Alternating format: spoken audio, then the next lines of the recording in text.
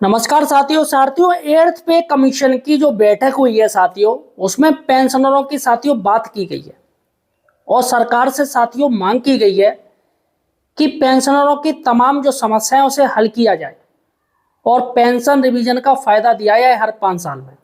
यह साथियों कर्मचारी संगठनों ने मांग की है कि एक प्राइवेट सेक्टर में किसी की नौकरी एक सरकारी सेक्टर में लगे साथ साथ, लेकिन यहाँ पर काफी अंतर हो जाता है। प्राइवेट सेक्टर वाले की सैलरी है वो लाखों में जाती है, उनकी पेंशन लाखों में मिलती है, लेकिन साथियों जो सरकारी सेक्टर में उसकी वही स्थिति रहती है, मर तड़के वही स्थिति रहती है। दोस्तों आज हम 5 बड़ी बातें बताने जा रहे हैं और ये बात आपके लिए जानना बहुत जरूरी है। सबसे पहले हम हेडलाइन पे चलते हैं। अपनी हेडलाइंस में आपको बताना चाहूंगा और काफी इंपॉर्टेंट है साथियों। अगर आप एक पेंशनर हैं तो ये वीडियो पूरा जरूर देखिएगा। यहाँ पर मैं सरकार की भी पोल खोलने जा रहा हूँ। जी हाँ साथियों, देखिएगा।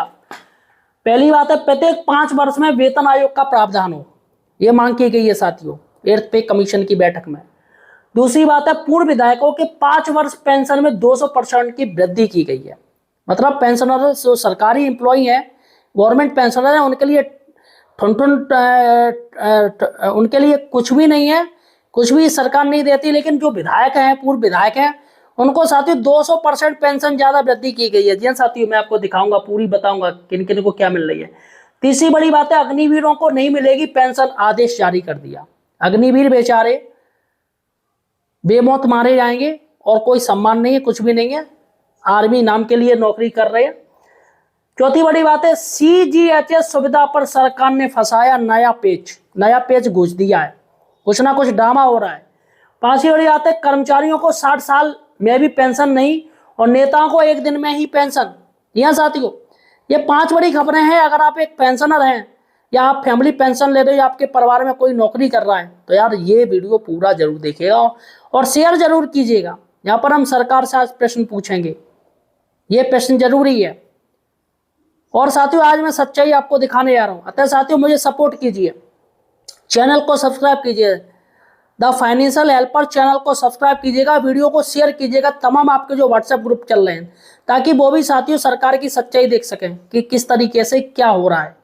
चलेगा साथियों, सबसे पहले हम चलते हैं, अपना पहला पॉइंट है वो है प्रत्येक 5 वर्ष में वेतन आयोग का प्रावधान हो। जी हाँ साथियों, ये मांग की गई है और मांग करी है मंजीत सिंह ने, डॉक्टर मंजीत सिंह ने साथियों वेतन को लेके एक मांग की है कि वेतन आयोग जो कि हर 5 साल में होना चाहिए, क्योंकि आजकल जो महंगाई बढ़ रही है साथियों, वो महंगाई बहुत ज़्यादा हो रही है।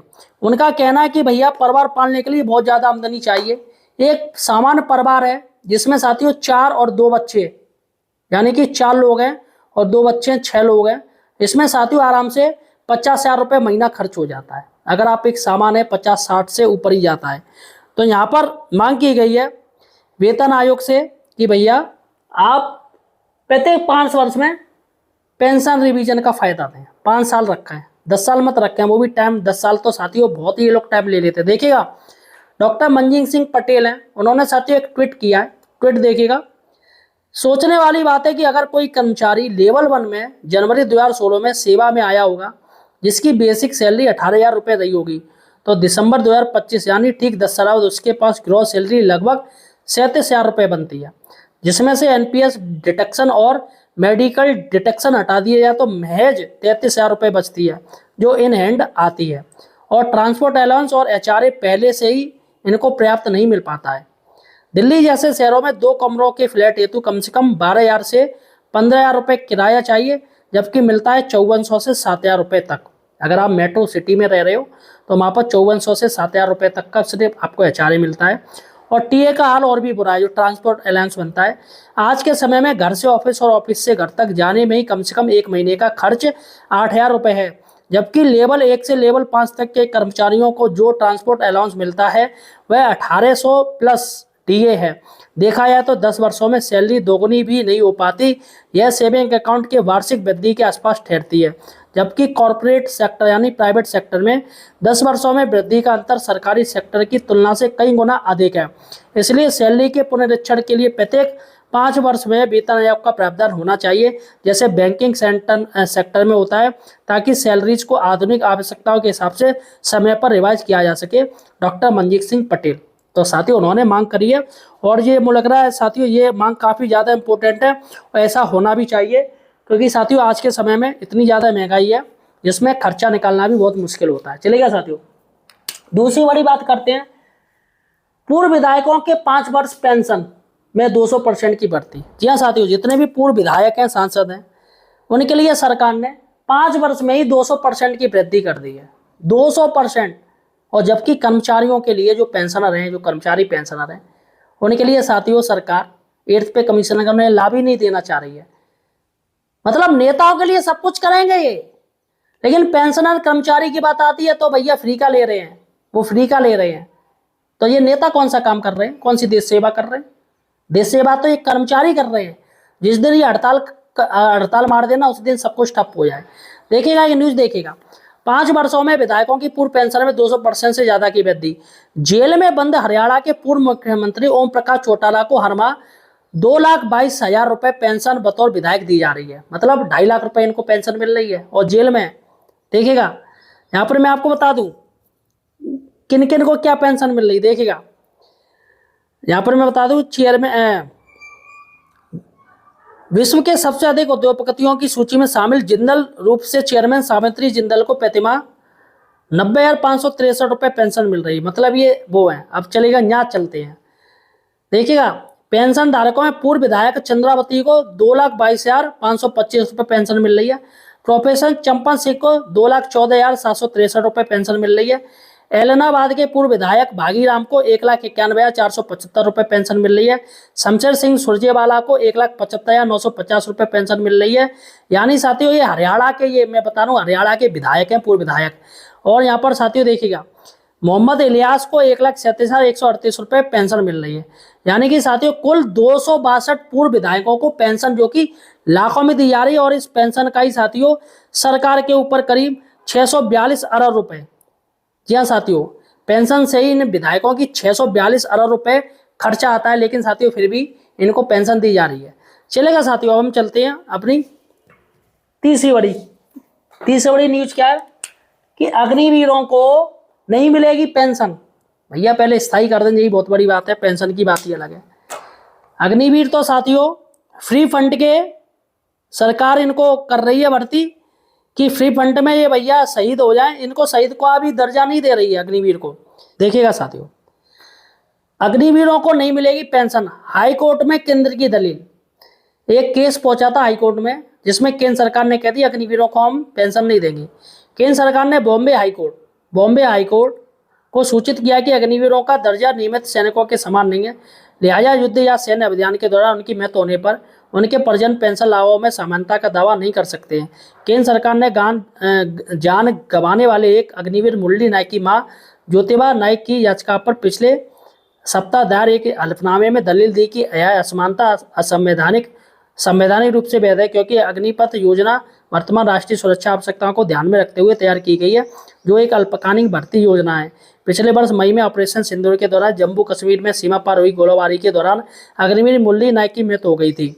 उसकी मां ने याचिका में मुरली की मृत्यु होने के बाद नियमित सैनिकों के समान पेंशन लाभ देने की मांग करी, जिसमें साथियों उन्होंने सीधा भैया ना कर दिया कि भैया पेंशन नहीं देंगे, लेकिन काम सारा लेंगे एज ए सैनिक की तरह। चलेगा अग्निवीर को आप पेंशन नहीं दे रहे तो CAPF को दीजिएगा। CAPF है जो सेंट्रल आर्म पुलिस फोर्स है, केंद्रीय वाले, उनको दीजिएगा पेंशन। भाई वो तो बहुत कार्य कर रहे हैं, लेकिन उनको भी पेंशन नहीं देंगे, मतलब नए बहाने। चलेगा साथियों चौथी बड़ी बात है CGHS को लेकर। CGHS सुविधा पर सरकार ने फंसाया नया फेज 5 दिया है साथियों, जिस पर साथियों मंजीत सिंह ने काफ़ी बड़ी बात कही है। देखिएगा सबसे बड़ी बात है कि मैटर क्या है। मैटर ये स्वास्थ्य एवं परिवार कल्याण मंत्रालय ने केंद्रीय सरकारी कर्मचारियों के लिए नया ऑफिस मेमोरेंडम जारी किया है। साइट से आप मेमोरेंडम देख रहे हैं। अब कर्मचारी CGHS मेडिकल सुविधा के तहत माता पिता या सास ससुर में से किसी एक को ही आश्रित लाभार्थी को चुन सकता है। किसी एक को, या तो आप माता पिता चुन लो या सास ससुर चुन लो। और यह विकल्प एक बार ही साथियों मान्य होगा। आपने एक बार कर लिया फिर कभी एडिट नहीं हो सकता, वो फिक्स हो जाएगा। बाकायदा साथियों लेटर इसमें दिया है, ऑफिस मेमोरेंडम में 13/5/2026 का है। सब्जेक्ट दिया है regarding option for central government employ to avail medical faculties a either for their parents और parents in law under CGSS and CS rules 1944। तो ये नई चीज़ साथियों दे दी है, जिस पर साथियों डॉक्टर मंजीत सिंह पटेल ने एक बात कही है, उनकी काफ़ी मुझे बात अच्छी लगती है। उन्होंने कहा है केंद्रीय कर्मचारियों को विकल्प के तौर पर अपने माता पिता या स्पाउस के माता पिता में से CGSS सुविधा के लिए किसी एक पक्ष को रखने का अधिकार होगा। कल स्वास्थ्य एवं परिवार कल्याण मंत्रालय ने यह आदेश जारी किया है, लेकिन इस आदेश में उन परिवार के संबंध में कोई क्लैरिफिकेशन नहीं है जहां पत्नी भी नौकरी में थी और बाद में केंद्रीय कर्मचारी के साथ विवाह करके नए परिवार का हिस्सा बन गई। क्या उस महिला कर्मचारी को या उसके स्पाउस में से किसी एक को CGSS छोड़ना पड़ेगा, या फिर उस केस में क्या होगा? अगर स्पाउस भी केंद्रीय सेवा में आ जाए तो क्या वह अपने पेरेंट्स के लिए अलग से CGSS का लाभ ले सकेगा? क्योंकि यह एक परंपरा है कि दोनों के केंद्रीय कर्मचारी होने पर एक को CGSS का ही कार्ड मिलता है। तो यहाँ पर मदर हस्बैंड और फादर वाइफ को इस मामले में भी क्लैरिफिकेशन जारी करना चाहिए। तो यहाँ पर MOH एंड FW को इस मामले में भी क्लैरिफिकेशन जारी करना चाहिए। सबसे बड़ी बात है, अगर दोनों नौकरी में है, केंद्रीय कर्मचारी हैं, तो क्या तब भी सिर्फ एक को लाभ मिलेगा? सबसे बड़ी बात है साथियों, यहाँ पर क्लैरिफिकेशन जरूरी है। पांचवी बड़ी बात है साथियों कि कर्मचारियों को 60 साल भी पेंशन नहीं, और नेताओं को अगर एक दिन भी कोई विधायक सांसद मर गया तो उसको पूरे लाइफ पेंशन मिलेगी, लाख रुपया पेंशन के पाएंगे। लेकिन जो 60 साल तक जो नौकरी कर रहा है 60 साल तक, उनको साथियों पेंशन नहीं दे रहे। देखिएगा कि न्यूज़ देखिएगा, कर्मचारियों को 7 साल भी पेंशन नहीं, नेता को 5 साल में पेंशन। पेंशन व्यवस्था पर बड़ा सवाल, समानता और सामाजिक न्याय की मांग तेज। देखिएगा, सबसे बड़ा मुद्दा है पेंशन समानता। तुलना है कर्मचारी VS नेता की सेवा अवधि है 30 साल वर्सेज 5 साल या 1 दिन। और यहाँ पर वैसे सामाजिक न्याय, भैया क्यों अंतर ऐसा हो रहा है? दोनों को साथ साथ दो, तो सभी के लिए नियम एक सा होना चाहिए साथियों। समान, क्या नेताओं की और कर्मचारियों के लिए समान पेंशन नीति होनी चाहिए। सबसे बड़ी बात है, सरकार OPS देना नहीं चाह रही है, और जबकि तमाम विधायकों नेताओं को MLC को 1 दिन का भी बन जाता है तो उसको पेंशन मिलती है। अगर 1 दिन बना तो 1 पेंशन, दूसरी बार बना विधायक तो 2 पेंशन, तीसरी बार बना तो विधायक 3 पेंशन, सांसद बन गया तो 4 पेंशन, मतलब 17 पेंशन, 16 पेंशन मिलती है। तो फिलहाल साथियों ये असमानता क्यों है? तो साथियों आज के लिए बस इतना ही। फिलहाल आपका क्या कहना है मुझे कमेंट सेक्शन में बताइएगा, और चैनल को सब्सक्राइब कीजिए। धन्यवाद।